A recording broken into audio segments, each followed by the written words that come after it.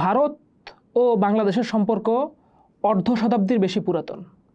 এই দীর্ঘ সময়ে দুই দেশের হয়েছে অসংখ্য চুক্তি। প্রশ্ন হলো, এইসব চুক্তিতে কে লাভবান হয়েছে? ইতিহাস সাক্ষী দেয় ভারত বরাবরই তার আধিপত্য বজায় রেখেছে। স্বাধীনতার পরপরই 1972 সালে হলো 25 বছর মেয়াদী মৈত্রী চুক্তি। বন্ধুত্বের নামে হলেও এই চুক্তি ছিল ভারতের আধিপত্য বিস্তারের প্রথম ধাপ। এরপর দ্রুত হয় বাণিজ্য চুক্তি। অনেক বিশ্লেষক যদিও বলেন যুদ্ধ বিধ্বস্ত বাংলাদেশের সেই চুক্তি প্রয়োজন ছিল, কিন্তু এই চুক্তির সুযোগে ভারত সীমান্ত বাণিজ্য আর ট্রানজিটের নামে ব্যাপক সুবিধা আদায় করে। বাংলাদেশের নদীপথ ব্যবহার করে পশ্চিমবঙ্গ থেকে আসামে পণ্য পরিবহনের ব্যবস্থা করে নেয়। এতে তাদের সুবিধা হলেও বাংলাদেশ কতটা লাভবান হয়েছিল তা প্রশ্নবিদ্ধ। ইতিহাস বলে সেই সময় চোরাচালান ভয়ঙ্কর রূপ ধারণ করেছিল। বাংলাদেশ থেকে মূল্যবান সম্পদ ভারতে পাচার হতে থাকে। এতে সবচেয়ে বেশি ক্ষতিগ্রস্ত হয় সদ্য স্বাধীন হওয়া বাংলাদেশ।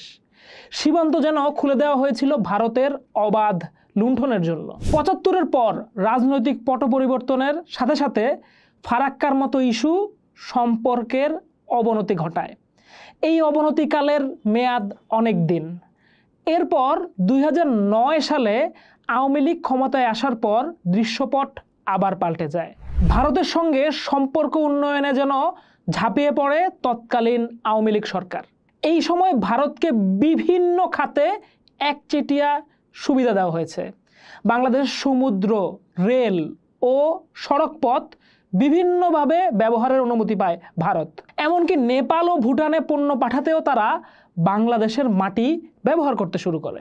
চট্টগ্রাম ও মংলা বন্দর ভারতকে ব্যবহারের জন্য খুলে দেওয়া হয়। আশুগঞ্জ বন্দরও তাদের হাতে একরকম তুলেই দেওয়া হয়েছিল। বলা হয় বাংলাদেশের উন্নয়নের জন্য নাকি ঋণ দেবে ভারত, কিন্তু সেই ঋণের টাকায় ভারতীয় পণ্য কিনতে হবে, আর সেই ঋণের টাকা দিয়ে যেসব উন্নয়ন কর্মকাণ্ড করতে হবে তা নাকি ভারতীয় ঠিকাদারদেরকে নিয়োগ দিয়ে করতে হবে।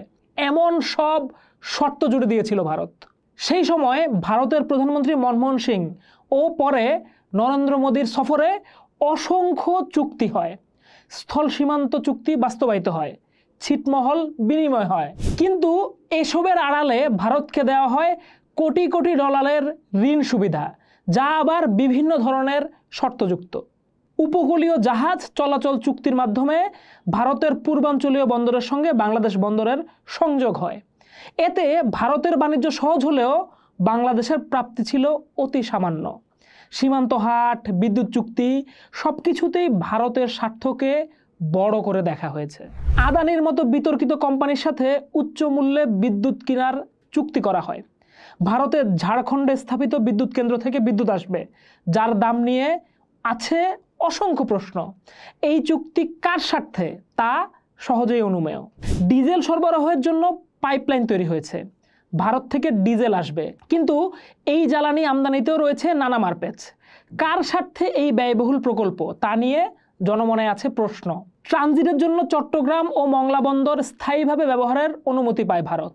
তাদের উত্তর পূর্বাঞ্চলে পণ্য পরিবহনের পথ হয় সুগম, কিন্তু বাংলাদেশ এই ট্রানজিট থেকে আর্থিকভাবে কতটা লাভবান হচ্ছে তার কোনো স্বচ্ছ হিসেব নেই।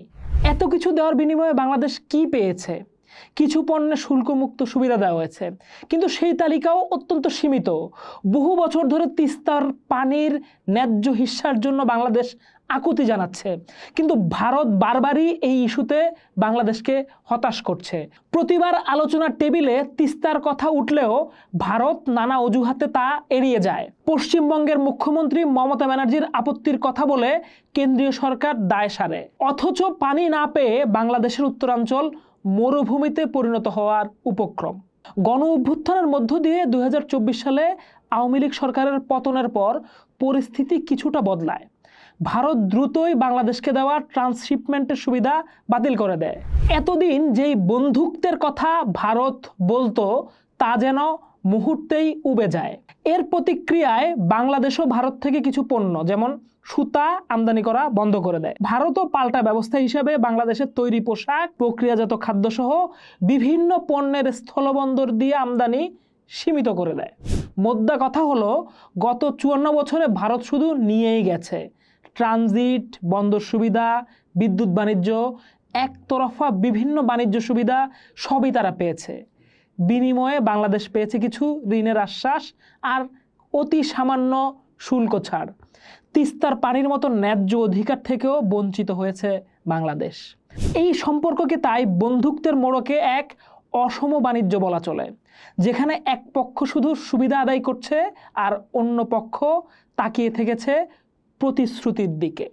এই প্রহসনের শেষ কথায় বাংলাদেশ কবে পাবে তার ন্যায্য হিস্সা, সেটাই এখন সামনের দিনের আলোচনার বিষয়।